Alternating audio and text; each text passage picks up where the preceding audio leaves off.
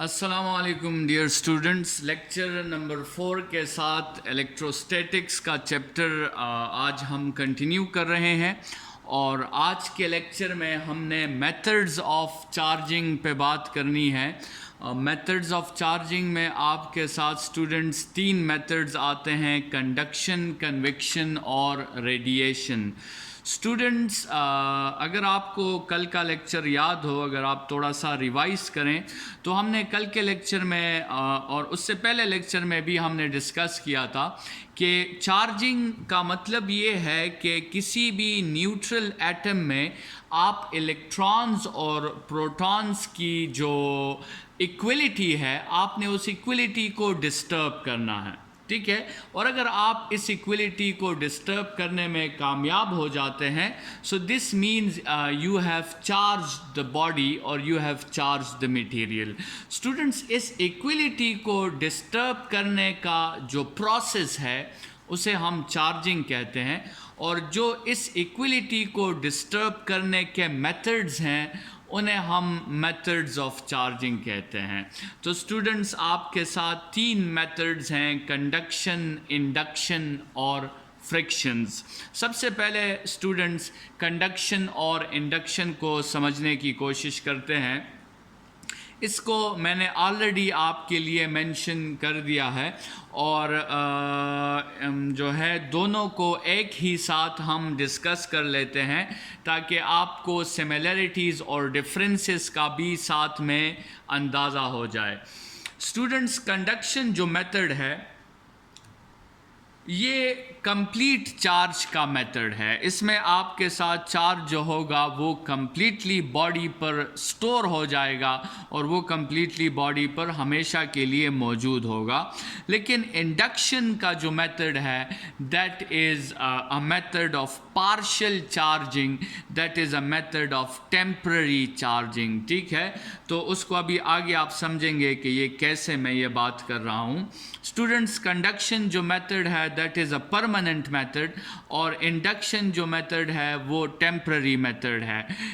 Conduction के through अगर आप बॉडीज़ को चार्ज करोगे तो वो चार्ज हमेशा के लिए वहाँ पे मौजूद होगा, लेकिन अगर आप इंडक्शन के थ्रू चार्ज करोगे तो वो कुछ टाइम के लिए वहाँ पे वो चार्ज मौजूद होगा, उसके बाद स्टूडेंट्स वो चार्ज वहाँ से गायब हो जाएगा। अभी ज़रा आते हैं और देखते हैं कि कंडक्शन और इंडक्शन के मेथड में क्या प्रोसेस होता है। स्टूडेंट्स, इन दोनों मेथड्स में आपके साथ एक चार्ज्ड बॉडी होती है, उसको हमने ए कह दिया, चार्ज्ड बॉडी ए, और एक न्यूट्रल बॉडी होती है बी, ठीक है। हम इस चार्ज बॉडी ए के थ्रू इस न्यूट्रल बॉडी को चार्ज करने की कोशिश करते हैं by the method of conduction and by the method of induction. तो स्टूडेंट्स, कंडक्शन में आपने जहन में रखना है कि आपने क्या प्रोड्यूस करना है, आपने फिजिकल टच प्रोड्यूस करना है, फिजिकल टच। आपने क्या करना है, आपने उस बॉडी को, उस एक बॉडी को जो कि चार्ज्ड बॉडी है, आपने उस चार्ज बॉडी को न्यूट्रल बॉडी के साथ टच कर देना है। इस टच करने का मकसद ये है कि आप चार्ज को रास्ता प्रोवाइड कर दो, आप चार्ज को पाथ प्रोवाइड कर दो, ताकि चार्ज एक बॉडी से दूसरे बॉडी में जा सके, जिसको हम आगे कंडक्टर का नाम देंगे फिर। तो स्टूडेंट्स, जब आप बॉडी ए को बॉडी बी के साथ टच करते हो तो आपको पता है कि बॉडी ए में ऑलरेडी इलेक्ट्रॉन्स की डिफिशिएंसी है, बॉडी ए में ऑलरेडी आपके साथ इलेक्ट्रॉन्स की रिक्वायरमेंट है। बॉडी ए जो है वो बॉडी बी के मुकाबले में इलेक्ट्रॉन्स की जो चाहत है वो बॉडी ए की ज़्यादा है। तो जैसे ही आप इसको बॉडी बी के साथ टच करोगे, अचानक बॉडी बी से इलेक्ट्रॉन्स का फ्लो शुरू हो जाएगा बॉडी ए की तरफ। स्टूडेंट्स, जब इलेक्ट्रॉन्स एक बॉडी से निकलते हैं और दूसरे बॉडीज़ में जाते हैं तो वो दोनों बॉडीज़ को चार्ज कर देते हैं। तो अगर आपके साथ यहाँ से कंसिडर करें कि बॉडी ए पर 6 इलेक्ट्रॉन्स की डिफिशेंसी है, तो बॉडी बी से सिर्फ 3 इलेक्ट्रॉन्स आएंगे बॉडी ए की तरफ, और इसका फाइनल लुक कुछ इस तरह हो जाएगा कि बॉडी बी से जो 3 इलेक्ट्रॉन्स गए हैं बॉडी ए की तरफ, उसकी वजह से 3 पॉजिटिव चार्जेस आ जाएंगे बॉडी बी पर, और वो 3 इलेक्ट्रॉन्स ए के 3 पॉजिटिव चार्जेस को न्यूट्रलाइज कर लेंगे, तो बाकी ए पर भी 3 रह गए। तो इसका मतलब ये हुआ कि आपका एक MCQ इस पे बन सकता है कि अगर हमारे साथ एक बॉडी ए है, let's suppose this is body a, और इस बॉडी ए पे 10 कूलम का चार्ज है, और एक दूसरी बॉडी न्यूट्रल है बिल्कुल, और हमने दोनों को टच कर दिया। So after a long time क्या सिचुएशन होगी कि दोनों पर आपके साथ 5 कूलम का चार्ज आ जाएगा, और दोनों बॉडीज इक्वली और पॉजिटिवली चार्ज हो जाएंगी। So this method is called conduction.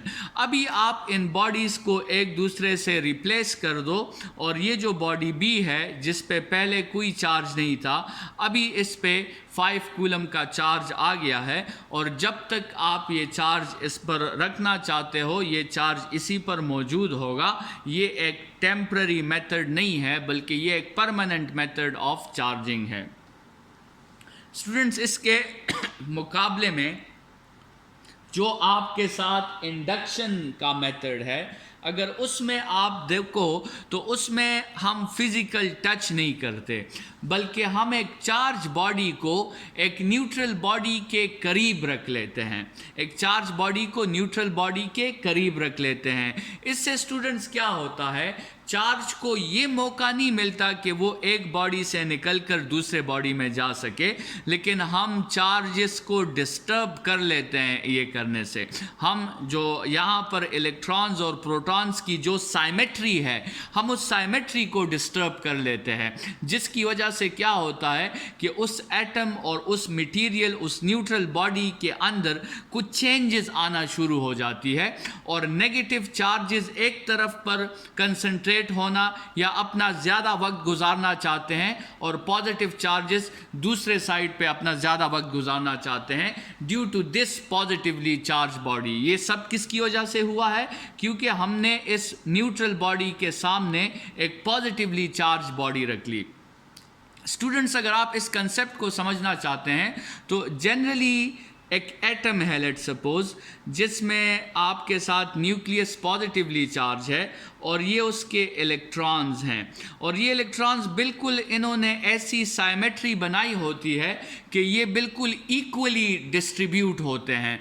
लेकिन स्टूडेंट्स, अगर आप इसी एटम के सामने एक पॉजिटिव चार्ज बॉडी या एक पॉजिटिवली चार्ज प्लेट रख लेते हैं, तो ये एटम जो कि फ़िलहाल बिल्कुल आपको स्फेरिकल नज़र आ रहा है, ये एटम थोड़ा सा स्ट्रेच हो जाता है इस तरह। पहले तो ये देखिए, आपको ये बिल्कुल स्फेरिकल एटम नज़र आ रहा है, लेकिन ये एटम जब आप इसके सामने एक पॉजिटिव प्लेट रखते हैं तो ये एटम स्ट्रेच हो जाता है। ये आप इस तरह कंसिडर करें कि ये स्फीयर से ओवल शेप का बन जाता है, जिसमें न्यूक्लियस अपना ज़्यादा वक्त राइट के साइड पे गुजारता है और इलेक्ट्रॉन्स अपना ज़्यादा वक्त उस पॉजिटिव प्लेट की तरफ गुजारते हैं। This process is called electric depolarization. Electric polarization भी आप इसे कहते हैं, इलेक्ट्रिक पोलराइजेशन। ये आपने क्या किया स्टूडेंट्स, आपने साइमेट्री को डिस्टर्ब कर दिया। आपने इलेक्ट्रॉन्स की तादाद को चेंज नहीं किया, इलेक्ट्रॉन्स की और प्रोटॉन्स की तादाद वही है, लेकिन आपने इलेक्ट्रॉन्स और प्रोटॉन्स की जो साइमेट्री थी, जो उसकी यूनिफॉर्म डिस्ट्रीब्यूशन थी, जो उसकी यूनिफॉर्म अरेंजमेंट थी, आपने उस अरेंजमेंट को डिस्टर्ब कर दिया। इस किस्म के चार्ज को स्टूडेंट्स हम पार्शियल चार्ज या टेम्पररी चार्ज कहते हैं, और ये साइमेट्री उस वक्त तक डिस्टर्ब रहेगी जब तक ये पॉजिटिव प्लेट या पॉजिटिव बॉडी सामने रहेगी। जैसे ही आप इस पॉजिटिव बॉडी को हटा लेंगे, ये एटम वापस अपनी ओरिजिनल स्ट्रक्चर पे चला आएगा और इस पे कोई चार्ज नहीं होगा, क्योंकि ओवरऑल अगर आप देखें तो इधर हमने फिजिकल टच प्रोड्यूस नहीं किया और इस न्यूट्रल बॉडी से इलेक्ट्रॉन्स निकल कर किसी दूसरे बॉडी में नहीं गए, सिर्फ उनकी साइमेट्री जो है वो डिस्टर्ब हुई थी। और साइमेट्री के डिस्टर्ब होने से जो चार्जेस आते हैं उसे हम पार्शियल चार्जेस या टेम्पररी चार्जेस कहते हैं। तो जैसे ही हम ये पॉजिटिवली चार्ज बॉडी यहाँ से हटा लेंगे, आपके साथ खुद ब खुद वो एटम अपनी साइमेट्री को दोबारा रीगेन कर लेगा, अपनी यूनिफॉर्म डिस्ट्रीब्यूशन को दोबारा रीगेन कर लेगा और वो एटम दोबारा न्यूट्रल हो जाएगा। So therefore we call that induction is a temporary method. ठीक है, इंडक्शन आपके साथ एक टेम्पररी मेथड है। Students, last method of charging और बहुत इंपॉर्टेंट मेथड ऑफ चार्जिंग वो बाय फ्रिक्शंस हैं। स्टूडेंट्स, जब आप दो मटेरियल्स को, लेट सपोज ये मेरे साथ मार्कर है और ये पेज है और मैं इस पेज पर इस मार्कर को रब करता हूँ, तो इससे क्या प्रोसेस होगा?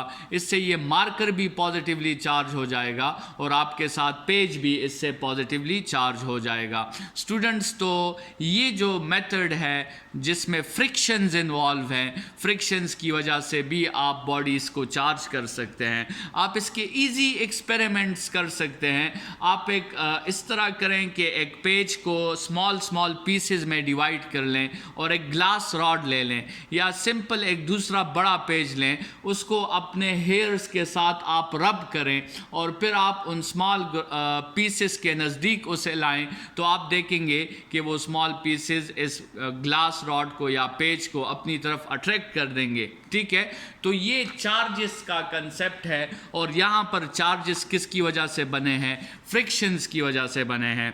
तो जब भी आप दो मटेरियल्स को रब अप करते हैं, आपके साथ चार्जेस क्रिएट हो जाते हैं। जैसे लेट सपोज आपके साथ एक सिल्क क्लॉथ है और एक ग्लास रॉड है। जब आप इस सिल्क क्लॉथ और ग्लास रॉड को रब करते हैं तो स्टूडेंट्स, ग्लास पे नेगेटिव चार्ज आ जाता है और सिल्क पे पॉजिटिव चार्ज आ जाता है।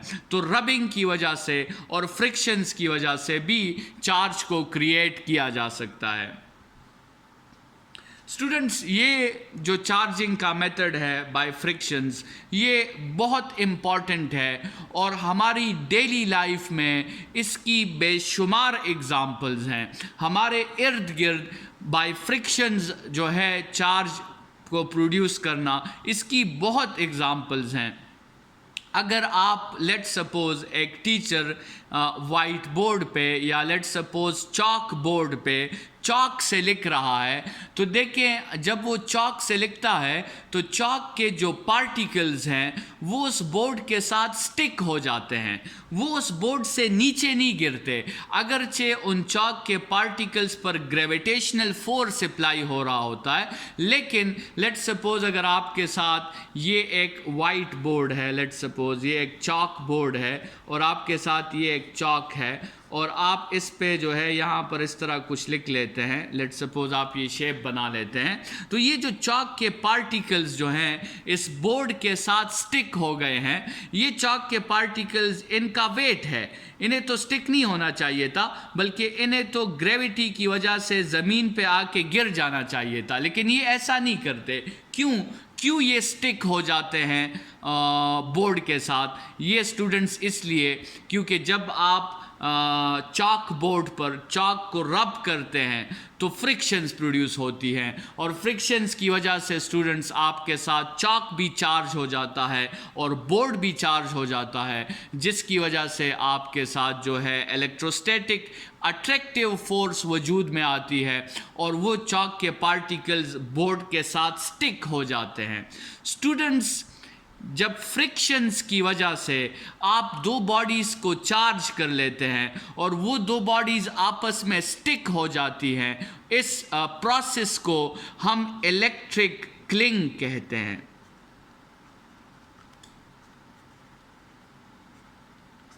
इलेक्ट्रिक क्लिंग जब आप जो है फ्रिक्शंस की वजह से, रबिंग की वजह से दो बॉडीज़ को चार्ज कर लें और वो दो बॉडीज़ आपस में अट्रैक्ट हो जाएं, तो इस प्रोसेस को, इस फिनोमेना को हम इलेक्ट्रिक क्लिंग का नाम देते हैं। ठीक है, तो इलेक्ट्रिक क्लिंग जो है ये आपके साथ आपके डेली लाइफ में बहुत से एग्जाम्पल्स इसके हैं।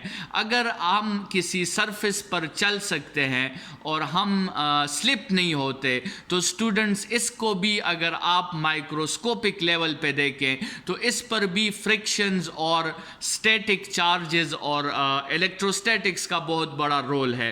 तो चार्जिंग बाय फ्रिक्शंस जो हैं ये एक बहुत इम्पॉर्टेंट मेथड है और ये जो है इसके बहुत से डेली लाइफ एग्जाम्पल्स आप जो है वो निकाल सकते हैं। तो ये थे आपके साथ तीन methods of charging, conduction, conviction और कंडक्शन, इंडक्शन और फ्रिक्शंस। इन तीनों मेथड से आपका मकसद क्या होता है? इन तीनों मेथड से स्टूडेंट्स आपका मकसद ये होता है कि किसी तरीके से जो इलेक्ट्रॉन्स और प्रोटॉन्स की इक्वलिटी थी उस इक्वलिटी को डिस्टर्ब किया जाए और आपके साथ मटेरियल जो है वो या पॉजिटिवली चार्ज हो जाए या नेगेटिवली चार्ज हो जाए। एक दूसरा क्वेश्चन जो यहाँ पे स्टूडेंट्स आपके जहन में आ सकता है वो ये है कि फ्रिक्शंस की वजह से जब आप बॉडीज़ को चार्ज करते हैं तो कुछ बॉडीज़ हमेशा नेगेटिवली चार्ज हो जाती हैं और कुछ बॉडीज़ हमेशा पॉजिटिवली चार्ज हो जाती हैं। तो क्या इसका कोई रूल है, इसका कोई तरीका है कि हम डिसाइड कर सके कि दो बॉडीज़ को रब करने से कौन सी बॉडी पॉजिटिवली चार्ज हो जाएगी और कौन सी बॉडी नेगेटिवली चार्ज हो जाएगी? स्टूडेंट्स, इसका बिल्कुल तरीका है और इसका रीज़न है और वो रीज़न पढ़ा है केमिस्ट्री में। केमिस्ट्री में आपने दो टॉपिक्स पढ़े होंगे, इलेक्ट्रोपॉजिटिविटी और इलेक्ट्रोनेगेटिविटी। स्टूडेंट्स, इलेक्ट्रोनेगेटिविटी उस प्रॉपर्टी का नाम है जिसमें एक एलिमेंट या एक एटम इलेक्ट्रॉन्स को गेन करने की चाहत रखता है और इलेक्ट्रोपॉजिटिविटी उस प्रॉपर्टी का नाम है जिसमें एक एलिमेंट या एक चार्ज इलेक्ट्रॉन को लूज करने की चाहत रखता है। तो इसका मतलब ये है कि हमारे साथ जितने भी एलिमेंट्स और मैटर है और एटम है जिससे ये सारा मैटर बना है, उनमें से कुछ एलिमेंट्स इलेक्ट्रॉन को गेन करने की ख्वाहिश रखता है और कुछ एलिमेंट्स इलेक्ट्रॉन को लूज करने की ख्वाहिश रखते हैं। ठीक है स्टूडेंट्स, जनरली जो हमने एलिमेंट्स को ऑब्जर्व किया है तो जिस एटम के साथ आउटर मोस्ट शेल में 4 से ज़्यादा इलेक्ट्रॉन्स होते हैं वो इलेक्ट्रॉन को गेन करने की चाहत रखते हैं, लेकिन जिन एटम्स के साथ आउटर मोस्ट शेल में 4 से कम इलेक्ट्रॉन्स होते हैं वो इलेक्ट्रॉन को लूज करने की चाहत रखते हैं। तो आपके साथ जो फर्स्ट ग्रुप के एलिमेंट्स हैं वो जनरली इलेक्ट्रोपॉजिटिव होते हैं और जो लास्ट ग्रुप के एलिमेंट्स हैं वो जनरली इलेक्ट्रोनेगेटिव होते हैं।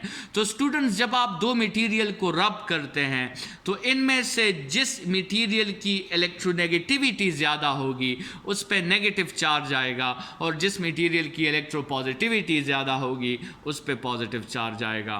तो ये वो रीज़न है जिसकी वजह से अभी ग्लास और सिल्क रोड को, क्लॉथ को जब आप रब करते हैं तो ग्लास की इलेक्ट्रोनेगेटिविटी ज़्यादा है, ग्लास की इलेक्ट्रॉन गेन करने की चाहत ज़्यादा है और क्लॉथ को की इलेक्ट्रॉन लूज करने की चाहत ज़्यादा है। तो दोनों के मकासद पूरे हो जाते हैं। क्लॉथ जो है इजीली इलेक्ट्रॉन दे देता है और ग्लास इजीली इलेक्ट्रॉन ले लेता है। तो इससे आपके साथ दोनों के मकासद भी पूरे हो जाते हैं और फ्रिक्शंस की वजह से एक बॉडी नेगेटिवली चार्ज हो जाती है और दूसरी बॉडी पॉजिटिवली चार्ज हो जाती है। स्टूडेंट्स, इसके बाद नेक्स्ट लेक्चर जो हमारा होगा वो हम बात करेंगे उसमें law of conservation of charge की और वहाँ पे हम नेचर ऑफ चार्ज की भी बात कर लेंगे कि चार्ज की जो है कुछ प्रॉपर्टीज़ ऑफ चार्ज की बात कर लेंगे और यही से बाद जो है फिर हम कूलम्स लॉ की तरफ जाएंगे। इस लेक्चर के लिए इतना ही। अपना बहुत ख्याल रखिएगा। Thank you students.